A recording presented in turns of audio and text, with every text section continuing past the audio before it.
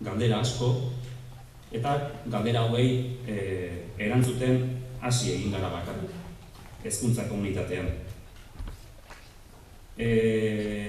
Erantzunak bilatzen hasita, atera dira zenbait juzgu, zenbait iritzi, zenbait balorazio, zenbait proposamen. Eta horiek hauexek izan dira. Gurasoen foroak sustatu ahalbidetu. Promover foros de madres y padres. Erraustegia ez da jasangarria. Erraustegia versus Agenda 21.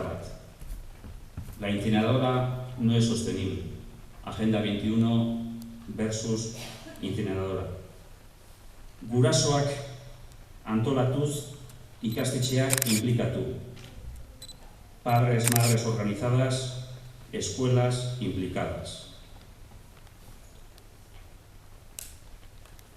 Osasunerako eskubidea baldin bada, eta bada, umeen eskubide nagusiena, ez da onargarria erraustegia egiteko asmoa izate hutsa ere.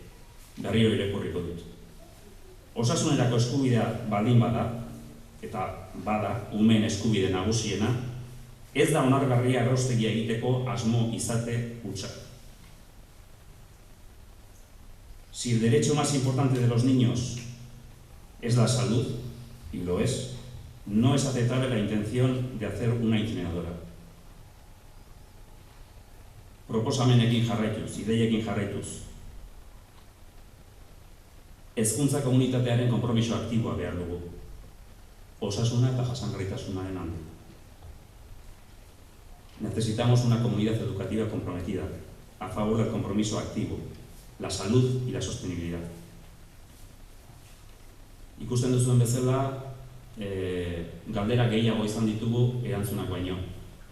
Galdera batzuei erantzuten hasi gara, ez dugu guztien erantzunik. Norbaitek erantzun beharko ditu. Gu lanean jarritzeko prest gaude. Como podéis ver, muchas preguntas no tienen respuesta. Alguien las deberá responder. Nosotras y nosotros, gurasos, estamos comprometidos a hacer lo que está en nuestras manos. Eskerrik asko.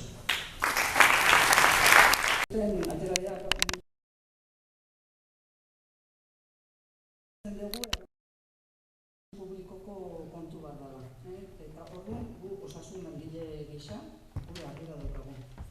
Hemos decidido que es un problema de salud pública, la incineración, y nosotros como trabajadores de la sanidad, esta debería ser nuestra responsabilidad.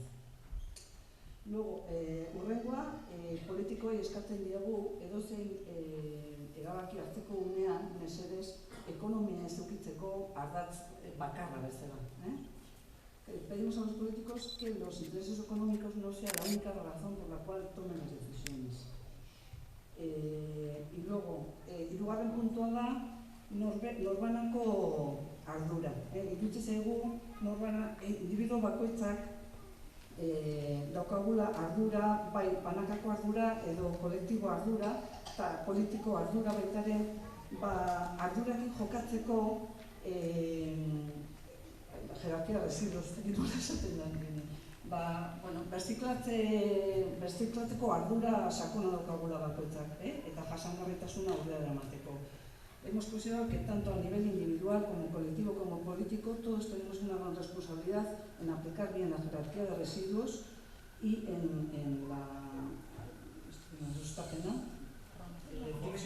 promoción de la economía circular, eta barkatu itzmutentasuna.